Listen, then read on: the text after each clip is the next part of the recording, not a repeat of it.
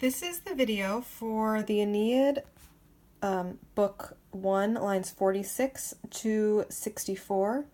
Follow along with my finger and take notes on things that I say or look up things that I say to look up. Ast ego, quae, which refers to ego, incedo, which ends in O because the subject is ego, incedo, Regina divum, as Regina divorum. Sometimes things that end in are really divorum. Et soror et conjunx Jovis, que. Et, we know what that means, we discussed it. And these three would probably count as polysyndeton. Cum una gente, tot annos, duration of time. Bella gero, O, again. Because the subject is ego. Et quisquam adorat numen eunonis. Note that this is a question. Praeterea. Aut imponet honorem aris, which is ablative place where, supplex, as a supplex. Dea, so when I look in this line, I'm looking, this is a new paragraph, I'm looking for probably a nominative. If I don't find one, then I'll look for something else, but I do find one. Dea. Volutans, also nominative.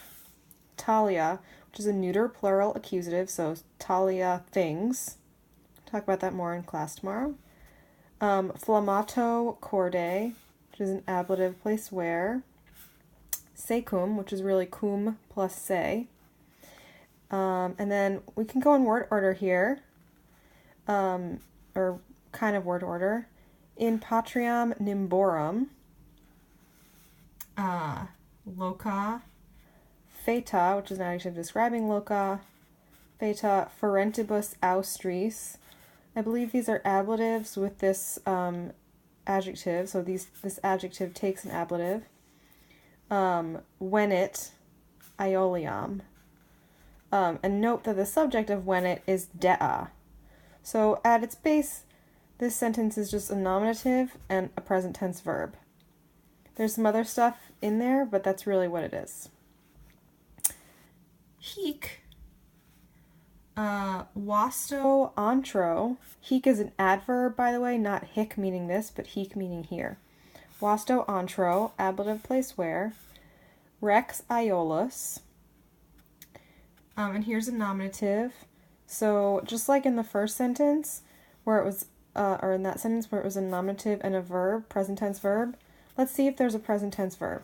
Here, new, but here, yes. So, and there's another one here. So I'm going to presume that this sentence structure is subject, verb, and verb. So the Rex Iolus premit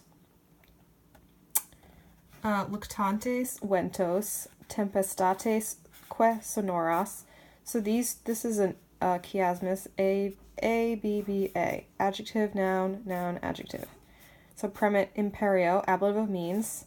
Ac frenat, another ablative of means. Vinclis et carcere. Illi, meaning the ventos tempestates. Illi indignantes, another present active participle. We saw one here, and here, and here. Illi indignantes, cum magno murmure montis, which is an ablative of manner, and also alliteration, and also onomatopoeia. So, illi indignantes, cum magno murmure montes. Fremunt, the subject is illi from the previous line. Circum claustra, another neuter plural accusative. Neuter plural accusatives end in A. Iolus sedet celsa arche. Now celsa, in this text at least, is not marked as long. So it could be a nominative singular first declension, but I already see that there's a nominative singular second declension, so this can't describe it. So that's how I come to the conclusion that it goes to this ablative, and then it's ablative as well. So Iolus sedet in celsa arche, ablative place where. Tenain skeptra, another present active participle. molitque anima mos et temperat iras. So this sentence is basically Aeolus sedet, molit et temperat. Ni faciant. Ni is really nisi, so if ... not.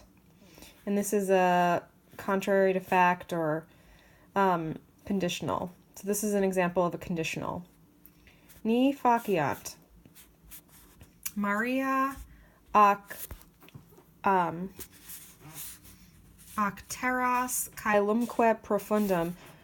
Note that all three of these are accusatives, so these are not the subjects of whatever verb. But we'll still do them first because they're in this line. Maria ac teras caelumque profundum. Quippe, here's a nominative, rapidi ferant.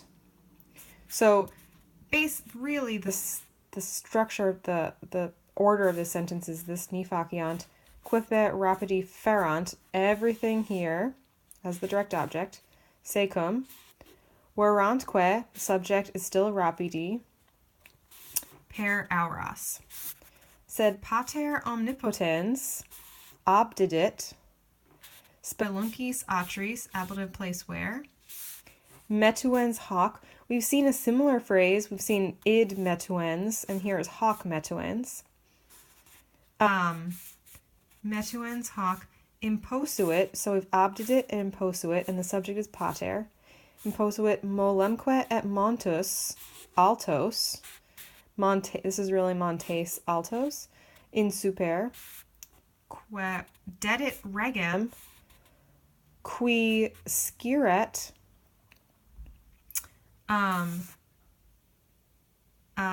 Et premere. Oh, sorry, we should probably do this foedera certo.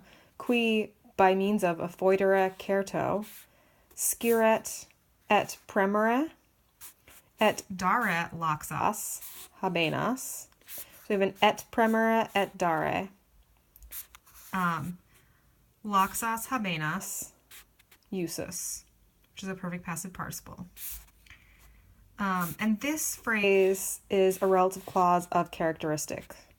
Or, no, no, that's wrong. It's a relative clause of purpose, so that he did a king to do these things. Adquem, tum, supplex, we've seen that word already, as a supplex, usa est, his vocibus.